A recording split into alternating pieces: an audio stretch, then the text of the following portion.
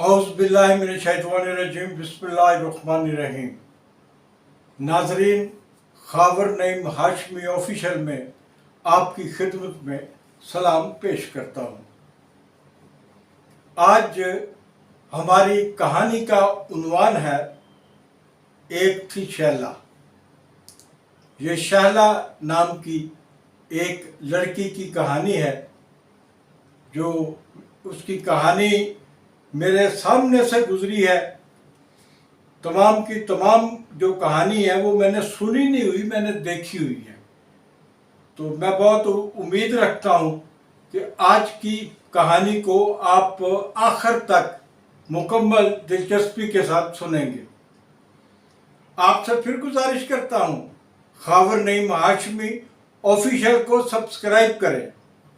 आप जितना ज़्यादा सब्सक्राइब करेंगे, दोस्तों को फॉरवर्ड करेंगे, लाइक करेंगे, आपका ये अपना चैनल ख़ावर नईम हाशमी ऑफिशियल उतनी ही तेज़ी से आगे बढ़ता जाएगा। और हम कोशिश करेंगे कि आपको एक दिन में एक नहीं, तीन चार कहानियाँ सुनाई जाएं। तो नाज़रीन, बढ़ते हैं कहानी की तरफ। फैसलाबाद को मैं भी लैलपुर कहता हूँ। लैलपुर ये फैसलाबाद नहीं कहते। मैं लाहौरी होने के बावजूद जब भी फैसलाबाद का जिक्र करता हूँ तो लैलपुर कहता हूँ। ये कहानी है लैलपुर के जंग बाजार की। लैलपुर के जंग बाजार की, जहाँ एक हकीम साहब बैठा करते थे। साहिर कुदवाई उनका नाम था, साहिर किदवाई। हकीम साहब एजड थे, उनको शायरी से बहुत शगफ था। और ये जो उन्होंने अपने नाम के साथ साहिर कदवाई लिखा था, कदवाई तो वो उनकी ज़ात हो सकती है, लेकिन साहिर का जो लहका था ये साहिर लुधियानवी की निस्बत से उन्होंने लगाया हुआ था। और मौसूफ बड़े दिल फेंक भी थे, काफ़ी उम्र के थे लेकिन दिल फेंक बहुत थे। जिस जमाने की मैं बात कर रहा हूं, उस दौर में एक खूबसूरत सी औरत ने, मैंने चूंकि उस औरत को देखा हुआ है, अगर आप अदाकारा अंजुमन या अदाकारा मुसर्रत नज़ीर का सरापा अपनी आंखों के सामने लाएं तो बिल्कुल वो वैसी ही खूबसूरत और जवान थी। 45 साल के करीब उसकी उम्र होगी। तो उस खातून ने हकीम साहिर किदवाई के पास जाना शुरू किया। और मैं आपको ये भी बताता चलूं कि हकीम साहब, पता नहीं हकीम साहब थे भी या नहीं थे, लेकिन वो खुद को डॉक्टर कहलवाते थे, डॉक्टर साहिर किदवाई। तो वो खूबसूरत औरत जिसकी उम्र को 45 साल के करीब थी, वो डॉक्टर साहब के करीब होने लगी। ये औरत शादीशुदा थी। इस औरत की एक 18-19 साल की बेटी भी थी, जो इस औरत के मुकाबले में 1000 गुना ज्यादा खूबसूरत थी। क्या सरापा था उसका, जिस्म का अंग अंग वो अंगारों की तरह आपको नजर आता था। मैंने जितनी बार भी शैला को देखा है, वो तमाम यादें अभी तक मेरे जहन में नक्श हैं। शैला की माँ ने, जो हकीम साहब के करीब हो गई थी, वो इतना ज़्यादा करीब हो गई कि उसने हकीम साहब को आमादा कर लिया कि वो हम लाहौर चलते हैं और आप एक फ़िल्म शुरू करें और उस फिल्म में मैं काम करूंगी। मैं फिल्म में काम करना चाहती हूँ और अच्छा रोल करना चाहती हूँ। हो सके कहानी की डिमांड हो कि 40-45 साल की औरत हीरोइन बन सकती है, तो वो मैं हीरोइन आना भी पसंद करूंगी। वो औरत फिल्म इंडस्ट्री में एंटर होना चाहती थी, उसके पास कोई रास्ता नहीं था, तो उसने हकीम किदवई साहब जो थे उनको फांस लिया। किदवई साहब उनकी बातों में आ गए उस खातून की। किदवई साहब का एक सहाफ़ी दोस्त था, उसका नाम था ज़ाहद अक्कासी। ज़ाहद अक्कासी रोजनामा मुसावात का फिल्म एडिटर और फिल्म रिपोर्टर था, और उसकी फिल्म इंडस्ट्री में बहुत शनासाई थी, बहुत ताल्लुकात थे। वो सारा दिन कभी किसी एक्टर के घर गया, कभी किसी एक्ट्रेस के घर गया, कभी स्टूडियो में गया, कभी किसी के दफ्तर में बैठ गया। वो हर वक्त 24 घंटे। और ज़ाहद अक्कासी भी शायद लैलपुर से एक्टर बनने के लिए लाहौर आया था। अदाकारी का तो शायद उसको मौका नहीं मिला। उसने कुछ ड्रामे खुद भी स्टेज किए थे, एक बच्चों का ड्रामा भी स्टेज किया था, कुछ ड्रामों में एक्टिंग भी की थी, लेकिन फिल्म में उसको कोई चांस नहीं मिला था। हकीम साहब किदवई साहब ने यह बात ज़ाहद अक्कासी से कही, और ज़ाहद अक्कासी ने कहा कि कोई गल नहीं, आपा फिल्म बना लांगे, मैं उदा हदायतकार होवांगा, और इंशाअल्लाह ताला फिल्म जड़ी है बड़ी कामयाब होगी। तो इस तरह उसने हकीम साहब को अपने चुंगल में फंसाया ज़ाहद अक्कासी ने, और हकीम साहब एक खतीर सरमाए और उस खूबसूरत औरत के साथ लाहौर आ जाते हैं, और लाहौर में फिल्म का आगाज करते हैं।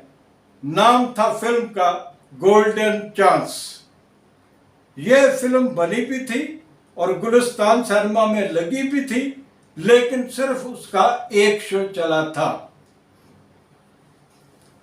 अब हम आते हैं कहानी के दूसरे मरहले की तरफ। जब हकीम साहब उस 45 साल औरत के साथ लाहौर आए थे, तो उस औरत की 18-19 साल की जो बेटी थी, जिसके बारे में मैंने आपको बताया कि इतनी हसीन लड़की मैंने जिंदगी में शायद कोई दूसरी देखी हो, ऐसे सरापे की लड़की शायद लोग ख्वाबों में देखते हों या डाइजेस्टों के टाइटल्स पे छपती हों। वो बहुत खूबसूरत थी। वो स्कर्ट भी पहनती थी, और जब वो स्कर्ट पहनती थी तो उसके जो स्टोल जिस्म के हिस्से थे वो इतने नुमाया होते थे कि बड़े बड़े पंडित भी सब कुछ भूलकर उसकी तरफ मुतवज्जो हो जाते थे। वो लड़की भी अपनी माँ के साथ लाहौर आई थी। ज़ाहद अक्कासी के साथ एक फोटोग्राफर होता था, जो पेड फोटोग्राफर था मुसावात अखबार का ही। उसका नाम था काशिफ। जब फिल्म की शूटिंग हो रही थी तो काशिफ किसी बहाने से उस खातून की बेटी, जिसका नाम मैंने आपको शैला बताया, उसको भगाकर कराची ले जाता है और कराची में उससे शादी कर लेता है। लाहौर में फिल्म बनी। फिल्म बनने के बाद वो डब्बा करार पाई, फ्लॉप हो गई। गुलाम मोहिउद्दीन उस फिल्म के हीरो थे, और बाकी कास्ट मेरे जहन में नहीं है, लेकिन मेन जो किरदार था वो गुलाम मोहिउद्दीन ही का था। मैं वो फिल्म नहीं देख सका क्योंकि मुझे पता था कि मैं 3 घंटे ज़ाया करूँगा। मैं ज़ाहिद अक्कासी को जानता था कि इसके अंदर कितनी सलाहियत हो सकती है, क्या ये कोई कहानी लिख सकता है, क्या ये कोई डायलॉग लिख सकता है, क्या ये डायरेक्शन कर सकता है, क्या इसको कैमरे के इसरार और रमूज का पता है। मैं जानता था कि इस बेचारे को कुछ पता नहीं है। ये फिल्मी साफ़ी होने के नाते इस हकीम साहब के पैसे ज़ाया कराएगा। फिल्म फ्लॉप हुई, हकीम साहब कंगाल हो गए, वापस चले गए इस्लामाबाद, वहाँ बीमार पड़ गए, और कुछ ही महीनों के बाद उनकी डेथ हो जाती है। और ये अजीब बात हुई कि उनकी डेथ के 6 महीने के बाद वो औरत भी मर जाती है जिसने हकीम साहब को फिल्म के लिए उकसाया था। लेकिन शैला फोटोग्राफर काशिफ के पास कराची ही थी। काशिफ शैला को लाहौर लेके आता है, मुख्तलिफ दोस्तों के घरों में ठहराता रहता है। फिर जब उसका जी भर जाता है, उसके पास इतने वसाइल नहीं थे कि वो शैला जैसी लड़की को, शैला जैसी लड़की मैंने आपसे कहा है इसलिए कहा है कि मैंने शैला को खुद शराब की 3-3 बोतलें अकेले पीते हुए देखा है, एक ही नशिस्त में। वो ज़हनी तौर पर एक आवारा लड़की बन चुकी थी। आप उसे स्ट्रीट गर्ल कह सकते हैं, आप उसे कोई भी नाम दे सकते हैं। वो पटरी से उतर चुकी थी, उसके पास भी कोई ठिकाना नहीं था। लेकिन इतनी हसीन लड़की रात कहाँ गुजारेगी, कैसे गुजारेगी? उसे रखने वाले, रातों को अपने साथ सुलाने वाले लाहौर में एक नहीं हजारों थे और वो अपना वक्त गुजार रही थी। अब बातें हैं कहानी के तीसरे मरहले की तरफ कि शैला पर क्या गुजरी। शैला ने लाहौर में नौजवान अपनी उम्र के लड़कों और लड़कियों का एक गैंग भी बना लिया था। वो आवारागर्दी के लिए बहुत दूर दराज इलाकों में जाया करती थी, पहाड़ी इलाकों में जाया करती थी। महीने में 2-4 मरतबा इस्लामाबाद की सैर करने के लिए जाते थे। ये सारे कारोबारी ट्रिप होते थे। लेकिन शैला एक आजाद हिरनी की तरह चारों तरफ आपको नजर आ रही थी। उसका शबाब जो था वो पूरी तरह महक रहा था, उसका शबाब जो था वो पूरी तरह अरूज पे था। एक दिन क्या हुआ, 31 दिसंबर की रात थी, न्यू ईयर नाइट।